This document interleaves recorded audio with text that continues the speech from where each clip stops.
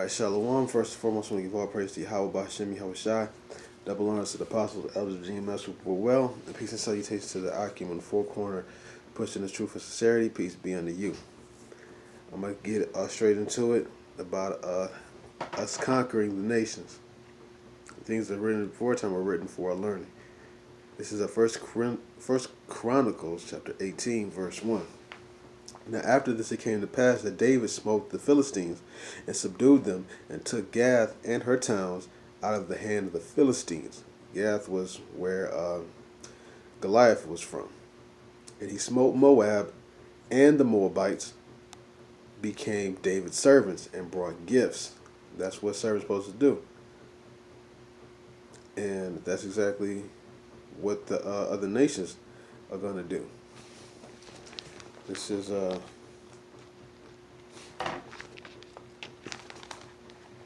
let's see.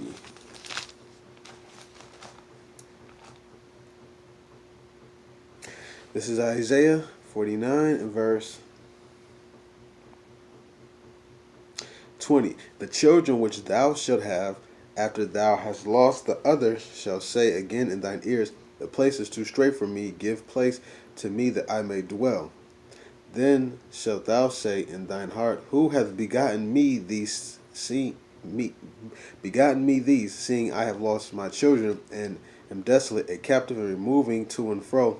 And who hath brought up these? Behold, I was left alone. These, where had they been? Thus saith Yahweh Elohim, behold, I will lift up my hand to the Gentiles, and set up my standard to the people, and they shall bring thy sons in their arms, and thy daughters shall be carried upon their shoulders. And kings shall be thy nursing fathers, and their queens thy nursing mothers. They shall bow down to thee with their face toward the earth, and lick up the dust of thy feet. And thou shalt know that I am Yahweh, for they shall not be ashamed that wait for me.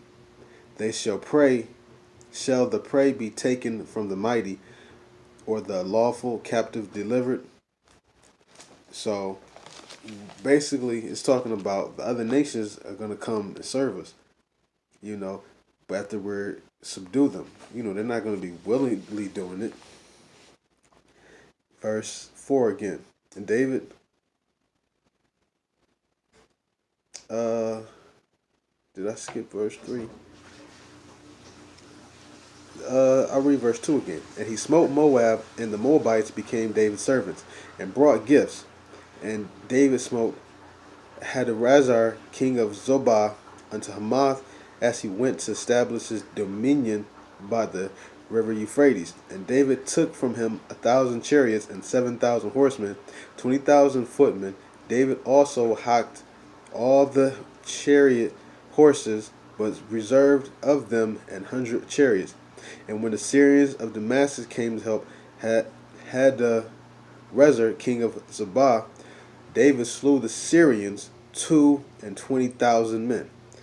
Then David put garrisons in Syria, Damascus, and the Syrians became David's servants and brought gifts. Thus Yahweh preserved David whithersoever he went. And then David took the shields of gold that were of the servants of Hadarezer, and brought them to Jerusalem. Likewise Tibhath, and from Chun, cities of Hadarezer, brought David very much brass, wherewith Solomon made the brazen sea, and the pillars and the vessels of brass.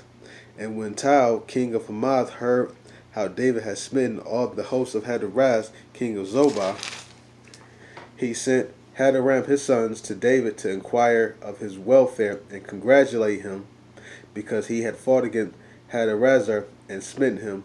For Hadarezer had war with Tau, and with him all manner of vessels in gold and brass, gold and silver and brass, like you. Then also King David dedicated unto Yahweh with silver and the gold that brought from all these, and from the children of Ammon, and from the children of Edom, and from Moab, and from the children of Ammon, and the Philistines, and from Amalek. I'm going to skip down. Verse 12. And Abishai son of Zeresh, slew of the Edomites in the valley of Salt 18,000. And he put garrisons in Edom, and all the Edomites became David's servants. Thus Yahweh preserved David whithersoever he went. So David reigned over all Israel and executed judgment and justice among all his people. I want to stop right there. And so we put garrisons, basically kind of like military order, judges in their lands, make sure they don't get out of order. And again, things were written before time was written for our learning. We're going to be able to do this again. This is Romans 15:4. For whatsoever things were written aforetime were written for our learning, that we through patience and comfort of the scriptures might have hope.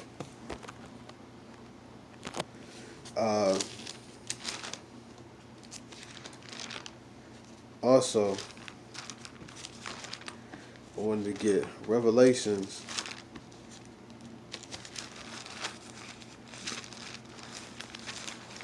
chapter 13, verse 9. If any man have an ear, let him hear. If you got understanding, listen to this. He that leadeth into captivity shall go into captivity. He that killeth with the sword must be killed with the sword. Here is the patience and the faith of the saints. So, all the other nations led us into captivity, as you can see. You can't say Ham was led into captivity by all nations. You can't say Edom was led into captivity by all nations. Israel was led into captivity by all nations. You can't say Ishmael has been led into captivity. We've been led into captivity by all of the nations. They've had part in our downfall. In Psalms 83:6, it tells you about the nations that conspired against us. They're all confederate against us. And so, he that killeth the sword must be killed with a sword. So all the nations that went and slayed and killed us, because that's part of how they got us in captivity, by killing us, they must be killed with the sword. And just like how David slew them, you're going to have Yahweh he's going to slay a lot of, matter of fact, Isaiah 63 and verse 1. Who is this that cometh from Edom, thy garments from Basra? This that is glorious in his apparel, traveling in the greatness of his strength, I that speak in righteousness, mighty say, wherefore art thou red in thine apparel, and thy garments like him that treadeth in the wine fat? Because garments is red because there's going to be so much blood on it. Wherefore art thou red in thine apparel, and thy garments like him that treadeth in the wine fat? And how do you get blood? You have to cut something. It's going to be talking about people. He's going to be killing. I have trodden the winepress alone, and of the people there was none with me, for I will tread them in mine anger, and trample them in my fury, and their blood shall be sprinkled upon my garments, and I will stain all my raiment. So we're going to stain all his garments with blood. He's going to have blood-soaked clothes. Because just like how David was going around killing to take the kingdom, Yahweh Shai is going to be killing and taking kingdoms as well. This is Revelations.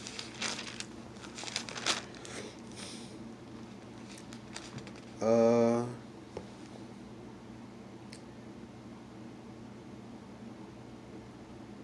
19, and I'll start with verse 14. And the armies which were in heaven followed him upon white horses, clothed in fine linen, white and clean. For the white linen was given to the saints. Those are the ones that receive the white linen, for that's their righteousness. And out of his mouth goeth a sharp sword, that with it he should smite the nations, and he shall rule them with a rod of iron, and he treadeth the winepress of the fierceness and wrath of Almighty God. And he hath on his vesture, on his thigh, a name written, King of Kings, Yahweh of Yahwehs. And I saw an angel, that's it. But he was the King of Kings. The king is him. The King of the Kings is the ones that's under us, that we are, hopefully, Yahweh willing, joint heirs with him. He's the king of us. So we're the kings. Israel's, he's the prince with God.